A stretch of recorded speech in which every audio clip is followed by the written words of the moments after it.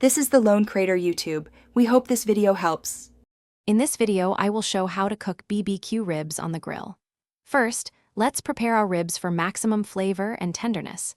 Begin by carefully removing the thin, tough membrane from the bone side of each rack. This simple step makes a huge difference. Next, generously coat the ribs with your preferred dry rub, ensuring every inch is covered. Let them sit for about 30 minutes to allow the flavors to meld. Now, let's get the grill ready. We'll use a two-zone setup, which means one side is hot for direct heat and the other is cooler for indirect cooking.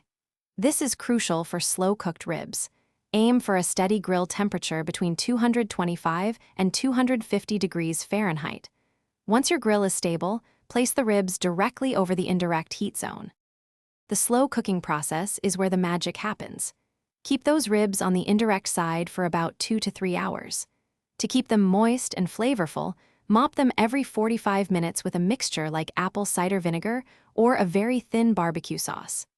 After roughly 3 hours, wrap each rack tightly in aluminum foil with a splash of liquid, like apple juice, to steam them. For the final stretch, unwrap the ribs and place them back on the indirect heat for about 1 hour. This helps to firm up the bark.